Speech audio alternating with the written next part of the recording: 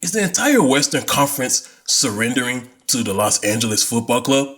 Is the entire Western Conference basically throwing in the towel and saying, we surrender to you, Los Angeles Football Club? Like, what is going on here? Somebody must have shared my message with one of the Los Angeles football teams. Because within the past 2 weeks, the Los Angeles Football Club has been not only the most aggressive football team in the West, but they have been the most aggressive football team in the entire MLS. As soon as they hired their coach, they have been making move after move after move.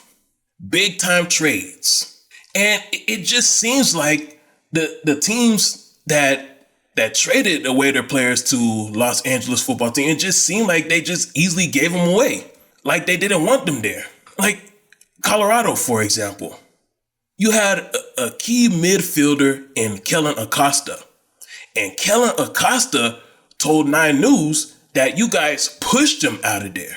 But how and why would you push him to a team that's in the same conference? And this is not only a regular team in the same conference. This is a team in the same conference that you embarrassed on decision day last season.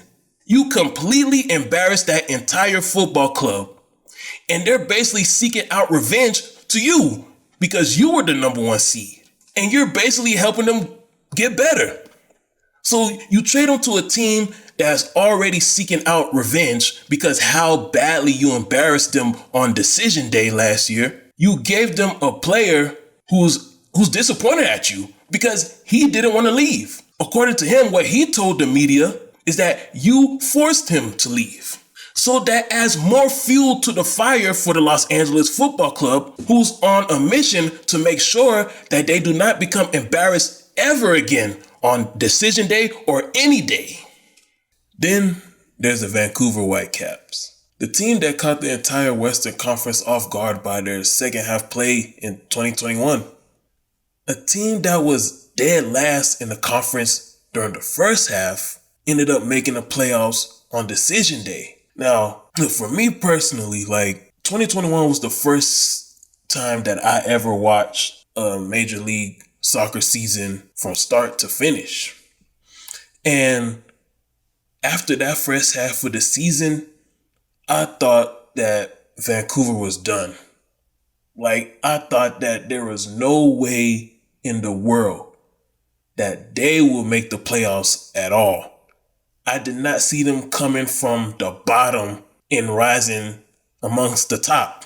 They were a team that was dead last, and they ended up making the playoffs on decision day. Well, they caught us off guard again this week by trading the star goalkeeper Max Crepeau to LAFC, which brings the same question that I asked Colorado, why trade a good, valuable player to a team that's in the same conference as you? And let's be honest, the Whitecaps did need some help to make the playoffs besides winning a couple games in the second half. They needed teams that was ahead of them to lose some games. And LAFC definitely was in a decline late in the season.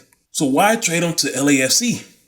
You couldn't have traded them to Charlotte or Columbus. Anyhow, this is good for LAFC. And this is good for the MLS because in order for Major League Soccer to grow in America, the city of Los Angeles must be relevant. LA must be relevant along with Miami, Chicago, and New York. But LA is important because that's the only city out west that has similar population magnitude as the eastern cities. There can't be another season in this league where the city of Los Angeles misses the playoffs. One of these teams have to decide to be great starting this year. Who's going to be the Hollywood USC of American soccer? Who's going to be the dominant West Coast Dodgers of the MLS?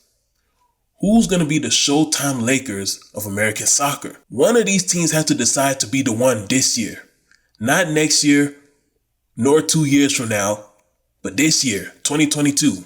I don't mean to fully belittle. This is not to fully belittle the other Western teams because Houston, Dallas, Seattle, and Denver still needs to be competitive too. But when Los Angeles is playing well, the whole country starts to pay attention to the West, which brings viewership to the other Western city. This Rapids LAFC trade should serve as an example of why people who own other American sports franchises shouldn't own an MLS team.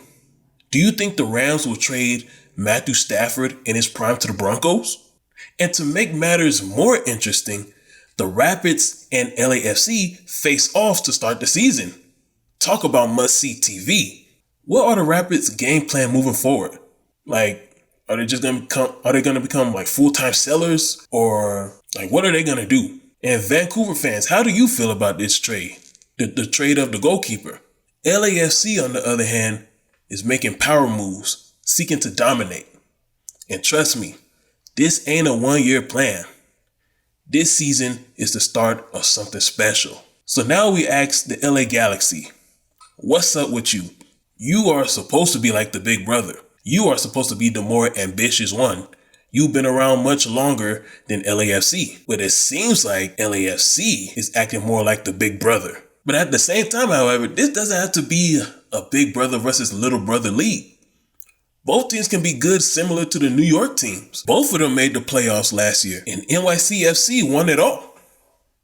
Just imagine if both LA teams are competing as true contenders in the West. Both teams on a collision course for the Western Conference Finals. Kudos to you, LAFC. American soccer needs at least one of the LA teams to be great, and it looks as if LAFC is going to be the Showtime Lakers of American soccer. Rise and shine, I come around.